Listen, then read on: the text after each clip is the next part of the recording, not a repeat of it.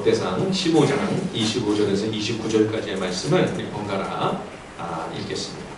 이에 다윗과 이스라엘 장로들과 천부장들이 가서 여호와의 언약궤를 즐거이 메고 오벳 에돔의 집에서 올라왔는데 하나님이 여호와의 언약궤를 맨 레위 사람을 도우셨으므로 무리가 수송아지 7마리와 순양 7마리로 제사를 드렸다. 다윗과 및 궤를 맨 레위 사람과 노래하는 자와 그의 우두머리 그나냐와 모든 노래하는 자도 다 세마포 겉옷을 입었으며 다윗은 또 배 에봇을 입었고 이스라엘 무리는 크게 부르며 불나팔과 나팔을 불며 재금을 치며 기파와 수금을 힘있게 타며 여호와의 언약궤를 메어 올렸더라. 다 함께 여호와의 언약궤가 다윗성으로 들어올 때에 사울의 딸 미갈이 창으로 내다보다가 다윗 왕이 춤추며 뛰노는 것을 보고 그 마음에 업신여겼더라. 아멘.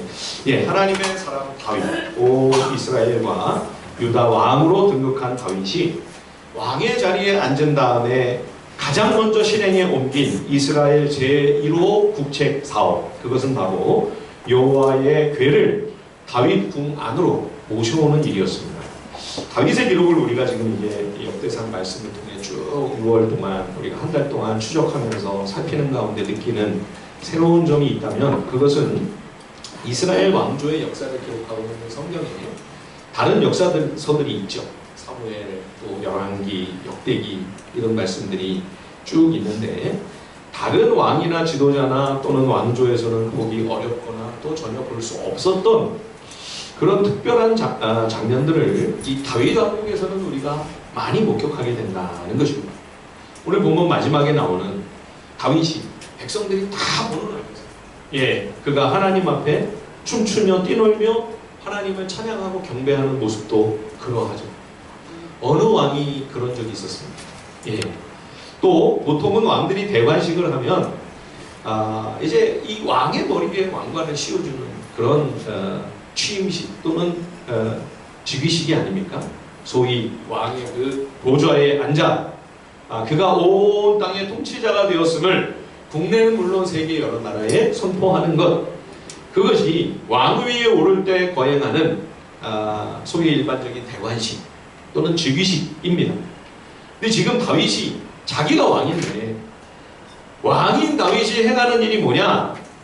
여호와 하나님의 대관식을 지금 준비하는 겁니다. 내가 왕관을 쓰고 온 이스라엘의 유다의 왕으로 백성들에게 추대를 받아 자신이 옥좌에 앉는 것으로 다윗은 만족하지 아니하고 나는 그저 부왕일 뿐이니 진정한 이스라엘의 왕은 여호와 하나님이시니까 하나님이 오셔서 하나님의 보좌에 앉아 우리를 다스려 주시는 그 통치자의 자리에 하나님이 즉위하셔야 된다. 그래서 이렇게 지금 언약궤를 모셔오는 일에 다윗이 참 진심이다 하는 것을 우리들이 보게 됩니다. 과거 사사시대는 물론 다윗 이전 왕이었던 사울 때에도 여호와의 임재를 상징하는 이 언약궤에 관심을 가지거나 마음을 쓰는 이가 전혀 없었습니다. 사사시대에 실로의 그 성막에 있던 언약궤는 블레셋과의 전쟁에서 패전을 당하면서 적들에게 이 법궤를 아예 뺏겨버렸죠. 그러나 7개월간 법궤는 블레셋의 도시를 이곳저곳 다니며 무서운 하나님의 진노와 재앙으로 큰 심판을 하나님이 친히 블레셋을 심판하신 것이죠. 결국 여호와의 궤를 도저히 감당할 수 없다고 판단한 블레셋은 돌려보내기로 결정합니다. 자기들의 화려한 전리품으로 이 여호와의 궤를 전시하면서 블레셋의 신이 여호와를 이겼다 그렇게 자랑하고 홍보하려고 하다가 나라가 다 망하게 생긴 거죠. 이 궤가 가는 곳마다 역병이 막 임하고 이런 일이 벌어지는 거죠. 그래서 결국 이 궤는 이스라엘로 다시 돌아와 기럇 여아림에 있는 아비나답의 집에 머물게 됩니다. 이 사람은 제사장은 아닌데 아마 레위인이 아니었을까 그렇게 추정이 됩니다. 그리고 13장에 나오는 우사와 아요는 이 아비나답의 손자일 것으로 보입니다. 왜냐하면 아비나답의 아들이 엘리에셀이라고 그렇게 되어 있거든요. 그러니까 히브리어에서는 아들 또 손자 이게 혼용해서 쓰입니다. 아버지, 조상 이게 또 막 섞여서 쓰여요. 그래서 우사와 아요는 바로 이 아비나답의 손자들이 아니었을까 생각을 합니다. 이 성막이 있던 실로가 황폐되었기 때문에 언약궤가 성막의 지성소로 들어갈 수가 없는 거죠. 사사시대 이후 사울 왕은 자기 왕권 유지밖에는 전혀 다른 일에는 관심이 없었습니다. 그래서 사울이 다스리는 40년 동안도 이 언약궤는 그냥 계속 방치가 된 셈인 거죠. 하나님의 사람 다윗이 왕이 되고서야 드디어 언약궤를 챙깁니다. 다윗은 온 백성을 모아놓고 언약궤를 다윗성으로 모셔보자 격려하며 이렇게 말하죠. 자, 역대상 13장 3절 말씀 한번 보십시오. 앞으로 가셔서 역대상 13장 3절에 보시면 다윗이 이렇게 백성들에게 이야기합니다. 우리가 우리 하나님의 궤를 우리에게로 옮겨오자. 사울 때는 우리가 궤 앞에서 묻지 아니하였느니라. 예, 이게 다윗이 지금 이렇게 언약궤를 모셔 올리려고 하는 이유입니다. 그동안은 우리가 언약궤 앞에 묻지 않았다. 이 묻지 않았다는 단어를 글자 그대로 옮기면 찾지 않았다는 말입니다. 하나님을 찾지 않았습니다. 사사시대 내내 하나님을 찾을 필요가 없었습니다. 자기 소견에 오른 대로 자기 욕심을 따라 내가 판단하고 내가 생각하고 내가 결정하면 되니까 하나님께 여쭙는다든지 말씀을 살핀다든지 하나님께 물어볼 필요가 전혀 없는 거죠. 예. 그러다 이제 이방의 침략으로 위태로운 지경에 처하고 내 힘으로 도저히 살 방도가 없는 위험한 그러한 지경에 이르면 그제야 겨우 이제 하나님을 찾는 신용을 하는 거죠. 그런 수치스럽고 부끄러운 역사가 사사시대 내내 반복이 되었습니다. 사울왕 때도 다르지 않았죠. 오로지 이 손익계산을 따라 움직이니 굳이 하나님을 찾을 필요가 없었습니다. 하나님께 여쭐 일이 없는 거죠. 이것은 하나님을 완전히 무시하는 철저한 불신앙입니다. 그래서 지금 우리가 살펴보고 있는 이 역대상의 기록을 보면 사울왕이 왜 그렇게 비참하게 인생을 마감하게 되었는가 이렇게 설명을 하죠. 자, 우리 앞으로 좀 더 가서요. 역대상 10장으로 한번 가보겠습니다. 여기 같이 한번 찾아서 읽어보죠. 함께. 역대상 10장 13절 14절을 한번 같이 한번 읽어보겠습니다. 역대상 10장 13절과 14절입니다. 역대상 10장 13절 14절 다 같이 시작. 사울이 죽은 것은 여호와께 범죄하였기 때문이라. 그가 여호와의 말씀을 지키지 아니하고 또 신접한 자에게 가르치기를 청하고 여호와께 묻지 아니하였으므로 여호와께서 그를 죽이시고 그 나라를 이새의 아들 다윗에게 넘겨주셨더라. 예, 사울왕 시작은 참 좋았죠. 그런데 어떻게 비극으로 이렇게 마감합니까? 하나님을 찾지 않았기 때문이다. 예, 여호와께 여쭤보지 않았기 때문에 여호와께서 그를 패하셨다는 것입니다. 하나님의 뜻을 묻고 그가 하나님의 결정을 따라 백성을 다스리며 이끌어야 할 이스라엘의 부왕이 진정한 이스라엘의 절대 주권자이신 하나님을 전혀 의지하지도 않고 하나님의 뜻을 순종하지 않으니 이렇게 불충하고 악한 종이 어디 있어요? 결국 폐위가 돼서 영원한 멸망으로 떨어지게 됩니다. 사랑하는 성도 여러분, 믿음은 하나님을 찾는 것입니다. 우리가 날마다 기도하며 말씀을 이렇게 매일 살피고 묵상하는 것도 하나님을 찾는 그러한 거룩한 믿음의 과정인 거죠. 하나님, 참 믿음의 길이 무엇입니까? 제가 어떻게 해야 올바로 성경적으로 하나님을 신앙하고 예배하고 하나님을 선결할 수 있겠습니까? 하나님께 여쭙는 거예요. 말씀을 읽는 것은 하나님을 찾는 겁니다. 하나님께 물어보는 겁니다. 하나님이 가르쳐 주시는 그 귀한 깨우침과 깨달음을 통해 성경적인 초점을 제대로 방향을 잡아 그 표대를 향해 달려가는 것. 여러분, 이것이 하나님이 기뻐하시는 참 신앙의 모습인 거죠. 자, 그런데 여기서 하나 의문이 있습니다. 왜 다윗은 성막으로 언약궤를 모시고 가서 당연히 그 성소 안에 있는 휘장한 지성소에다가 법궤를 모셔야 함에도 불구하고 성막도 아닌 자기 궁에다가 장막을 펼쳐놓고 거기에 언약궤를 모시려고 했을까요? 이 성막은 이동식 예배 초소가 아닙니까? 제사를 드리기 위한 이 광야에서 제조가 되었던 조립식 설치물이라고 할 수 있습니다.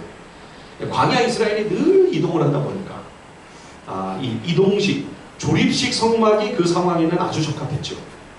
그리고 하나님께서도 광야에서 늘 임시로 텐트를 치고 장막 생활을 하는 언약 백성의 눈높이로 내려오신 것입니다. 그래서 주의 백성과 함께 하시려고 참 허접하고 추리한 이 정말 작은 성막에 오셔서 당신의 사랑하시는 백성들과 함께 동고동락하시는 거죠. 근데 그러다 보니까 이 성막은 안정감이 떨어집니다. 실로에 있는 성막이 블레셋과 전쟁에서 전부 황폐하게 되죠. 사울왕 때는 대제사장 아히멜렉이 있던 노이라고 하는 제사장의 성읍에 이 성막을 다시 세워 놓았습니다. 이 아히멜렉이 도망가는 다윗과 그 무리를 돕잖아요.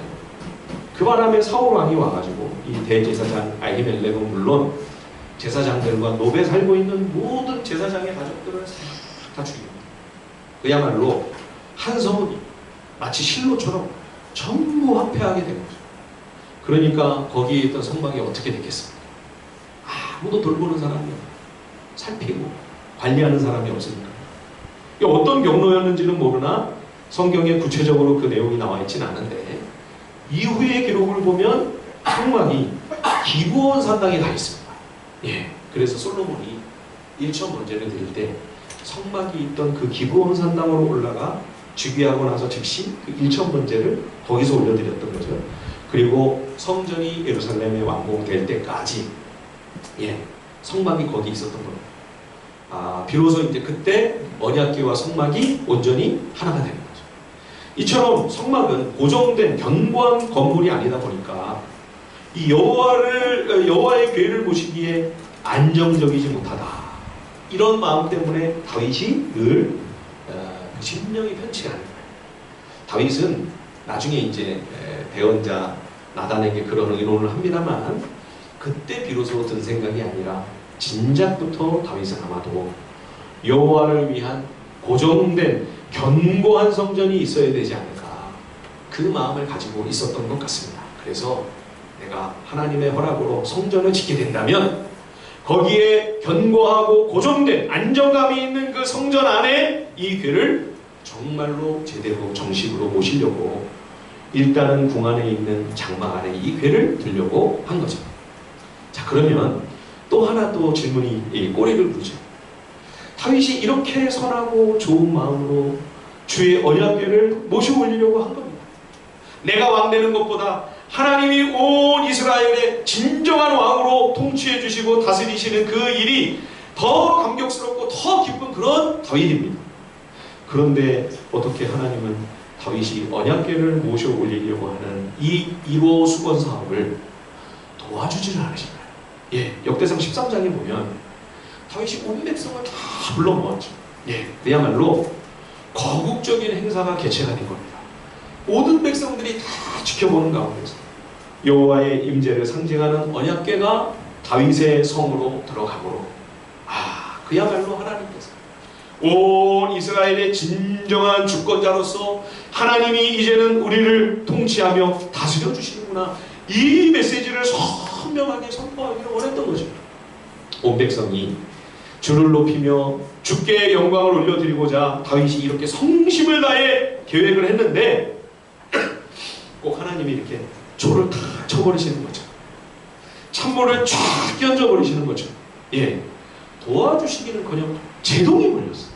그래서 이 모든 과정이 다 멈춰버리죠.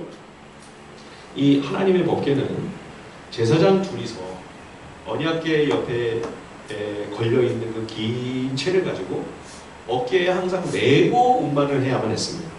이것이 궤를 이동할 때 성경의 율법에 분명하게 명시되어 있는 방법이죠. 한 70년 가까이 이렇게 언약궤가 방치되다시피 되어 있다 보니까 다윗 왕도 레위인들도 제사장도 이 사실을 깊이 유념하지 못했을까요? 그래서 새 수레를 준비해서 기럇 여아림에 있는 이 아비나답의 집에서 우사와 아요가 이 언약궤를 수레에 싣고 운반하다가 타작마당에서 소들이 무슨 일인지 갑자기 뛰니 이 언약궤가 땅에 떨어지려고 하는 거죠. 그래서 우사가 급히 손으로 잡았는데 그 자리에서 우사가 즉사를 하고 말았죠. 그래서 이 첫 번째 여호와의 죽이식은 보기 좋게 실패하고 이 궤를 가드 사람 블레셋인 그 오베데돔의 집으로 급히 모셔놓게 됩니다. 여러분, 다윗이 왜 제사장이 궤를 어깨에 매는 방식이 아니라 수레로 하나님의 궤를 운반하려고 했을까요? 수레라고 이렇게 성경에 나와 있으니까 오늘 21세기의 관점에서 보면 참 허접하고 초라한 그런 느낌이 앞서죠. 여러분, 지금부터 3000년 전의 일이라는 생각을 하셔야 됩니다. 지금부터 3000년 전 그 당시의 수레는 이거는 너무너무 신기한 신문물입니다. 그것도 새 수레를 준비했으니까 이 일을 위해 따로 마련한 거죠. 블레셋에서 하나님의 궤를 이스라엘로 보낼 때에도 새 수레를 마련해서 언약궤를 거기에 실어 보냅니다. 그러니까 사람들이 볼 때 이 수레는 꽤 그럴듯합니다. 훨씬 더 멋지고 보다 영화롭고 화려하게 보일 수 있는 그런 운송수단이었던 거죠. 제사장들이 어깨에 매는 것보다 우리가 누가 딱 보기에도 이 새 수레는 훨씬 더 폼이 나고 다윗 왕국의 그 힘과 규모와 실력이 얼마나 대단한지를 온 천하에 보여줄 수 있는 아주 매력적인 수단으로 보였을 것입니다. 다윗조차 이 유혹을 떨쳐버리기가 너무 힘이 들었던 거죠.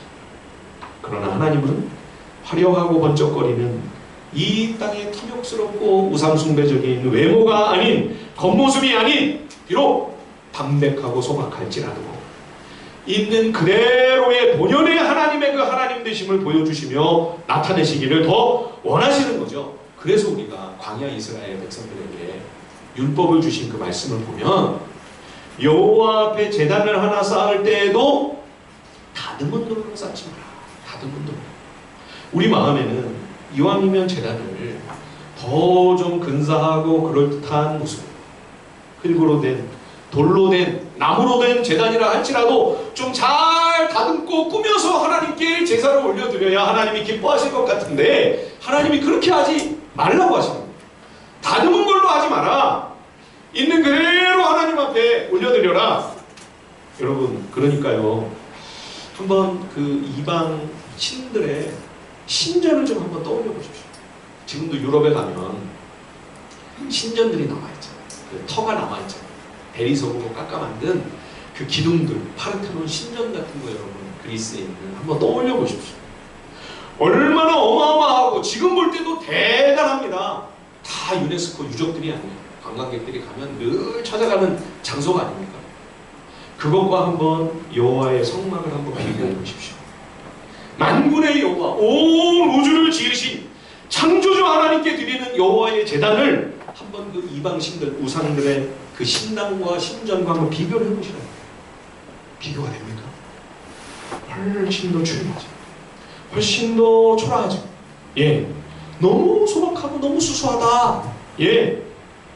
그러나 여러분, 하나님은 항상 외면보다 그 내용과 본질을 중시하십니다. 사람은 외모를 보거니와 나 여호와는 중심을 보느니라. 여러분, 이것이 우리 신앙의 정말로 힘겨운 싸움입니다. 우리도 자꾸 외모에 집착하는 거예요. 범사에 교회도 이 유혹이 있어요. 좀 더 그럴듯하게 세상과 꿀리지 않는 모습으로 나를 나타내고 나를 자랑하고 포장하고 싶은 이 유혹이 끊임없이 우리를 흔드는 거예요. 여러분, 믿음의 싸움입니다. 그게 중요한 게 아니에요. 그걸 다 지나가는 겁니다. 보이는 것은 잠깐이요, 보이지 않는 것이 영원한 것이다. 예, 그래서 신앙은 본질에 이 초점을 맞추는 훈련입니다. 우리의 자꾸 관심이, 우리의 초점이 분산됩니다. 세상을 향합니다. 사람들이 귀히 여기고 가치 있게 여기는 것으로 신앙도 자꾸 무게중심이 거길로 가려고 그래요. 아니에요, 여러분. 내 내면에 실질적인 그 내용에 충실해야 돼요.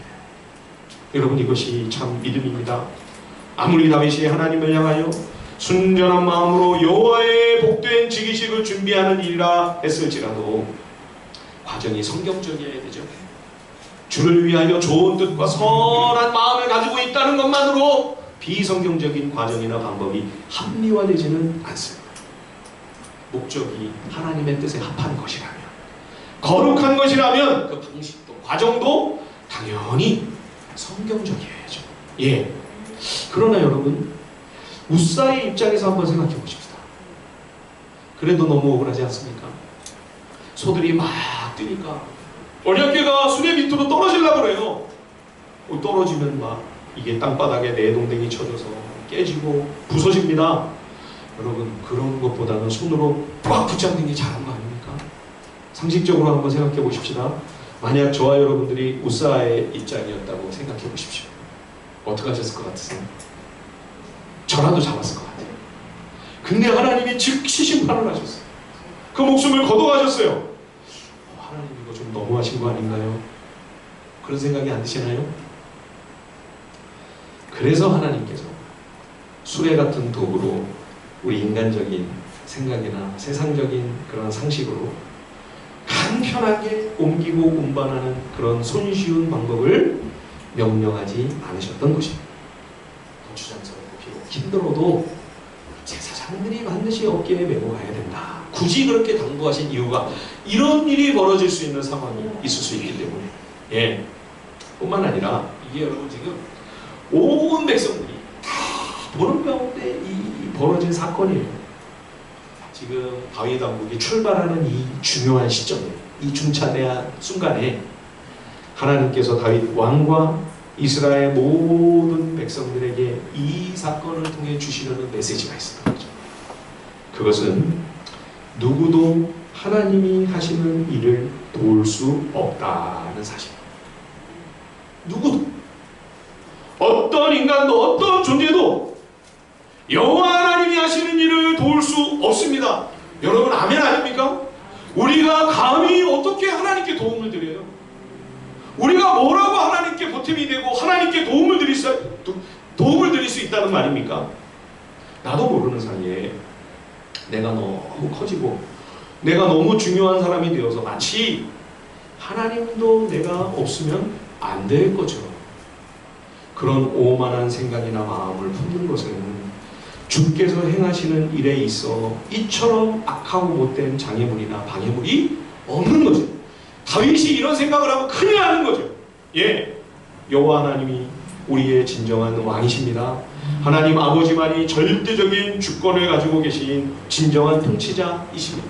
그럼에도 불구하고 우리는 자꾸만 내가 하나님의 자리에 앉아 내가 주장을 하려고 하고 내 뜻대로, 내 생각대로, 내 계획대로, 내 고집대로 하려고 하는, 그래서 그게 안 되면 그냥 성이 안 차는 거죠. 예, 이런 악하고 못된 본성, 타락한 죄의 성향이 내 속에 드글드글합니다. 예, 여러분, 목사는 교회의 주인이 아닙니다. 교회는 하나님이 왕이시며 교회는 하나님의 것입니다. 그런데 만일 목회자가 내가 지도자인데 내 마음과 내 생각대로 교회를 좌지우지하려고 한다면 여러분, 하나님은 결코 그 지도자를 내버려 두지 않으십니다. 우리가 왕이신 하나님 앞에서 겸비하고 두렵고 떨리는 마음으로 하나님을 섬겨야 할 줄 믿습니다. 하나님이 주인이십니다. 우리는 종이에요. 나는 종에 불과해요. 하나님의 자리를 그런데도 내가 꿰차고 앉아서 내가 판단하고 내가 결정하고 내가 정죄하고 내가 심판하려고 하는 것은 여러분, 하나님의 보좌에 내가 앉아있는 거죠. 여러분, 주의해야 돼요. 우리가. 예, 로마서 2장 1절에서 2절에 이런 말씀이 있습니다. 그러므로 남을 판단하는 사람아, 누구를 막론하고 네가 핑계하지 못할 것은 남을 판단하는 것으로 네가 너를 정죄함이니 판단하는 네가 같은 일을 행함이니라. 이런 일을 행하는 자에게 하나님의 심판이 진리대로 되는 줄 우리가 아노라. 아멘. 로마서 14장 4절에도 이런 말씀이 있지요. 남의 하인을 비판하는 너는 누구냐? 그가 서 있는 것이나 넘어지는 것이 자기 주인에게 있음에 그가 세움을 받으리니 이는 그를 세우시는 권능이 주께 있습니다. 예, 남의 하인을 네가 왜 비판하느냐? 하나님께서 우리에게 책망하시는 말씀입니다. 예, 하나님의 종이에요. 우리가 서로를 바라볼 때 그를 판단하고 그를 정죄하고 그를 심판하는 그러한 권한이 나에게 없고 하나님께 있다는 사실을 우리가 인정해야 합니다. 예전에 어느 성도가 이런 질문을 했어요. 목사님, 그래도 우리가 이렇게 사람을 볼 때 분별은 해야 되지 않겠습니까? 잘 가고 있는 건지 잘못 가고 있는 건지 분별은 해야 그래도 나도 잘못된 영향 받지 않고 올바른 선택을 해서 길을 잘 찾을 수 있지 않겠습니까? 참 좋은 질문이죠. 그러면 여러분, 분별과 판단은 어떻게 다를까요? 판단과 분별은 어떻게 다른 것입니까? 판단은 나만이 옳다는 교만에서 비롯된 것입니다. 그래서 내가 하나님의 자리에 앉아 내가 정죄하고 내가 심판하려고 하는 거죠. 여러분, 이러한 판단의 열매는요, 증오와 미움입니다. 결코 선한 열매를 맺지 못해요. 로마서 말씀처럼 하나님께서 하나님의 자리를 꿰차고 앉아 판단하고 정죄하고 심판하려고 한 것에 대하여 하나님께서 책임을 물으실 것입니다. 근데 여러분, 분별은 판단하고 다릅니다. 분별은 미움으로 가지 않습니다. 분별은 그 분별을 통하여 내가 바른 길을 선택할 뿐만 아니라 바르지 않은 길로 가는 그 영혼을 불쌍히 여기고 사랑합니다. 저를 위해 기도하고 하나님께서 바른 길로 그를 인도해 주시기를 축복하는 것이 분별입니다. 분별의 열매는 진리와 성령입니다. 사랑하는 성도 여러분, 지금 내가 분별을 하고 있는 것인가 판단을 하고 있는 것인가, 하나님 앞에서 스스로를 잘 돌아봐야 될 것입니다. 우사의 죽음으로 온 백성이 다 함께 언약궤를 모시려던 이 다윗의 야심찬 계획이 물거품이 되었습니다. 왕이 백성을 다 모아서 왕이 이 국가적인 행사를 기획한 기획자입니다. 근데 이 일이 이렇게 되면 여러분, 지금 왕이 금세 왕이 된 그런 상황인데, 지금 취임 초기에 이게 얼마나 면이 깎이는 일이에요. 백성이 이렇게 생각하지 않았을까요? 하나님이 다윗을 안 기뻐하시나? 왜 다윗한테로 안 가려고 하시지? 다윗에게 무슨 우리가 모르는 어떤 죄가 있나? 그래서 하나님이 징계를 하시고 지금 이렇게 심판하시는 건 아니냐?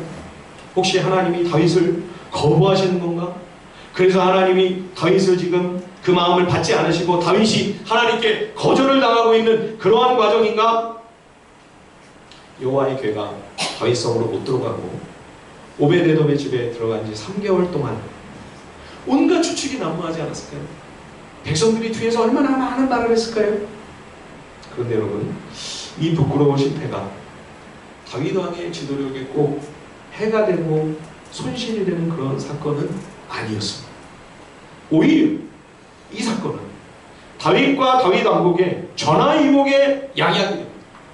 합력하여 손을 이루시는 하나님의 은혜가 오히려 임하게 되는 것이죠. 무엇보다 다윗 자신이 하나님 앞에 겸비하고 가난한 중심을 지니게 됩니다. 자, 우리 한번 거기 읽어볼까요? 역대상 13장으로 가셔가지고요. 역대상 13장.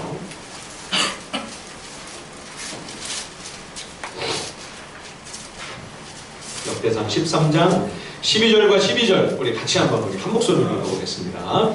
역대상 13장 12절과 12절 다 같이 시작. 그날에 다윗이 하나님을 두려워하여 이르되 내가 어떻게 하나님의 궤를 내 곳으로 오게 하리요 하고 다윗이 궤를 옮겨 자기가 있는 다윗성으로 메어들이지 못하고 그 대신 가드 사람 오벳에돔의 집으로 메어가니라. 예, 다윗은 이스라엘의 왕이 된 자신에게 하나님의 법궤가 당연히 올 수 있고 또 그래야만 한다고 생각했습니다. 내가 이렇게 하나님을 사랑하고 하나님을 향한 이런 열심과 열정이 있는데 마땅히 주께서 내 가까이 오셔야 되지 않겠는가? 나처럼 주를 향할 마음이 뜨겁고 나와 같이 하나님 앞에 간절히 기도하며 하나님을 찾는 사람이 어디 있겠는가? 그러니 하나님이 내 궁에 오셔서 하나님의 임재가 그 누구보다 내 가까이에 머무시고 나와 함께 해주시는 그 일이 지극히 마땅하고 자연스러운 일이라고 생각했던 것이죠.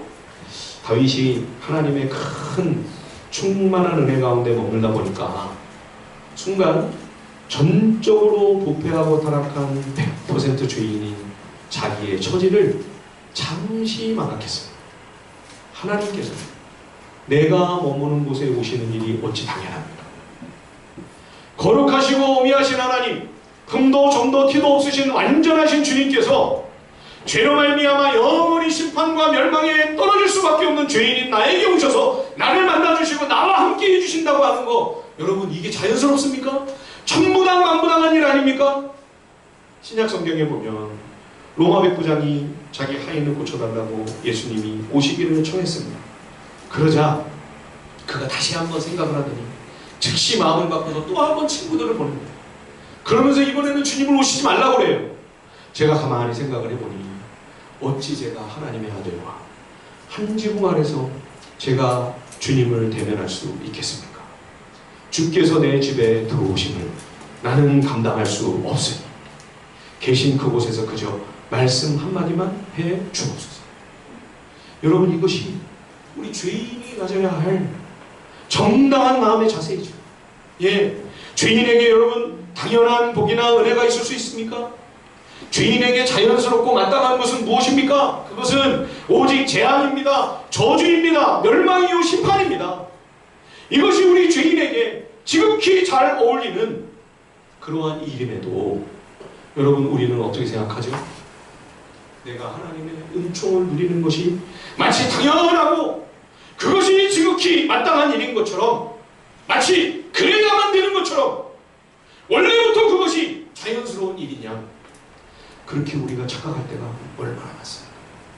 그래서 내게 뭔가 좋지 않은 일이 벌어지면 우리는 절대 이런 일이 나에게 일어나서는 안 될 것처럼, 내게 그런 일이 있어서는 결코 안 되는 일인 것처럼 그렇게 우리는 생각하고 그렇게 말하지 않나요? 그러나 여러분, 말씀 앞에서 우리를 돌아보게 되면 더 큰 불행, 더 큰 재난과 재앙이 닥친다 해도 나는 할 말 없는 죄인입니다. 오히려 그런 일이 벌어지는 것이 아니라 내게 하나님이 건강을 주시고 평안을 주시고 우리 가운데 평안을 주시고 계시다면 여러분, 이게 기적이죠. 이게 은혜죠. 다윗은 하나님이 급 제동을 걸으셨어요. 자기 계획이 멈춰지게 된 이후에야 까맣게 잊고 있었던 자기의 영적인 처지를 비로소 자각하기 시작합니다. 내가 하나님 앞에서 멸망당해야 마땅한 죄인이거늘, 나는 지극히 미천한 목동에 불과한 그런 존재의 여건을, 내 아버지의 집도 이스라엘에서 미천한 가문이요, 다 이방인의 후손들이요, 나는 그저 흙먼지 티끌에 불과한 그런 존재이며 수의 가치도 없는 그런 미미한 존재에 불과하거늘, 만군의 주 여호와의 그 어미하고 영광스러운 괴가 어찌 내게로 오리요? 어찌 내게로 오리요? 나도 모르게 당연하고 지극히 마땅하다고 여기고 있었던 모든 주의 은혜가 실은 얼마나 말이 안 되는 그러한 이야기였는지, 얼마나 얼토당토하는 놀라운 하나님의 기적이 눈앞에서 벌어지고 있었던 것인지를 이제야 자각하는 거죠. 예. 그래서 여러분, 때로 우리 인생에 제동이 걸릴 때 순조롭게 일이 잘 풀릴 때가 아니라 브레이크가 걸리고 계획이 꼬이고 문제와 시련과 고난과 실패가 내 앞을 가로막을 때 거기서 은혜의 각성이 시작되는 것을 우리는 종종 경험합니다. 만약 이 우사 사건 없이 순조롭게 모든 일이 진행되었더라면 다윗은 하나님 앞에서 내가 어떤 존재인가를 깊이 직면하는 이보다 풍성한 하나님의 은혜를 체험할 수 없었을 것입니다. 그러나 이 과정 속에서 다윗은 새삼 내가 얼마나 하나님 앞에 주의 영광을 감당하기에 자격 없는 죄인인가를 절실히 새삼 발견하게 됩니다. 내가 하나님 앞에 어떤 죄인인지를 깨달을 때 우리는 하나님께서 예수 그리스도를 통해 나에게 부어주시는 그 하나님의 사랑과 은혜가 더욱더 풍성한 자비와 긍휼로 넘치게 되는 것이죠. 죄가 죄로 드러날 때 비로소 은혜는 은혜가 됩니다. 죄가 무엇인지 알아야 내가 얼마나 악한 죄인인지를 보면 볼수록 복음이 더욱 복음으로 비로소 우리에게 다가오게 되는 것이죠. 그렇지 않다면 나를 향한 주님의 사랑, 하나님의 아들이 오셔서 나를 위해 십자가에서 피 흘리시고 나를 위해 죽으시며 그렇게 내게 생명 주신 그 사랑이 어떤 넓이와 길이와 높이와 깊이였는지를 우리는 결코 알 수 없는 것이죠. 그래서 오늘 읽은 본문 29절에 다윗이 얼마나 감격스럽고 감사했어요.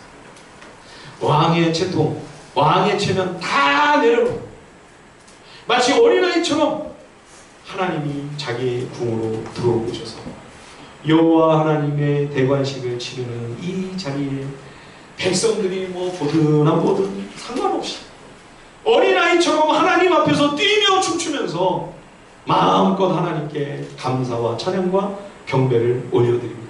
만일 다윗에게 우사의 실패가 없었다면 이렇게 기뻐하고 이렇게 감격할 수 있었을까요?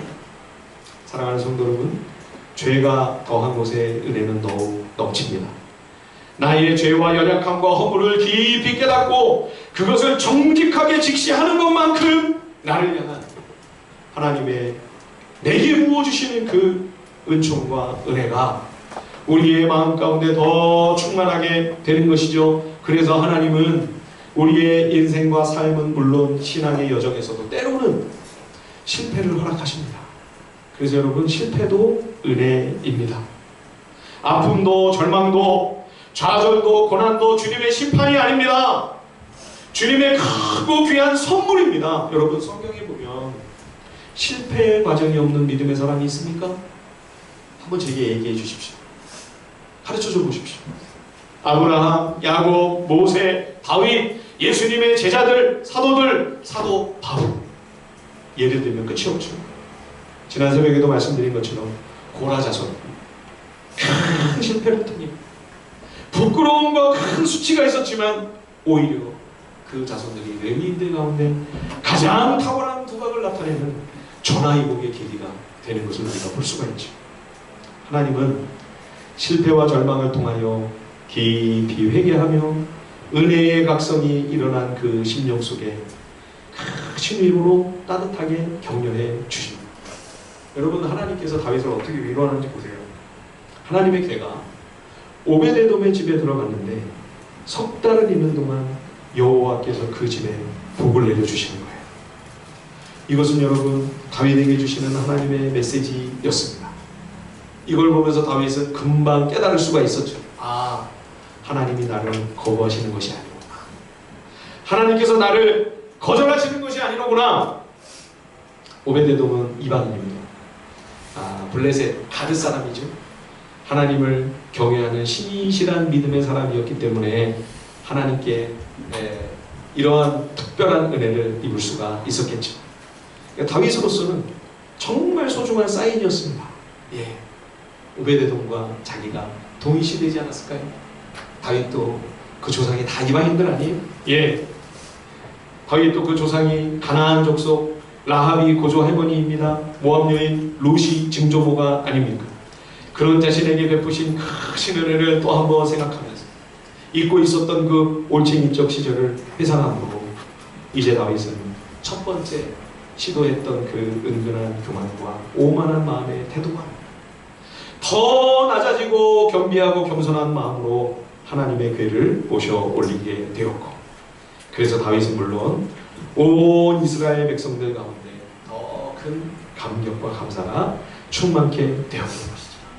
사랑하는 성도 여러분, 우리가 하나님의 말씀을 묵상하면 묵상할수록 이 진리에 비답해서 내 악하고 부패하고 타락한 죄인의 모습이 더 분명하고 더 선명하고 더 확실하게 드러나야만 합니다.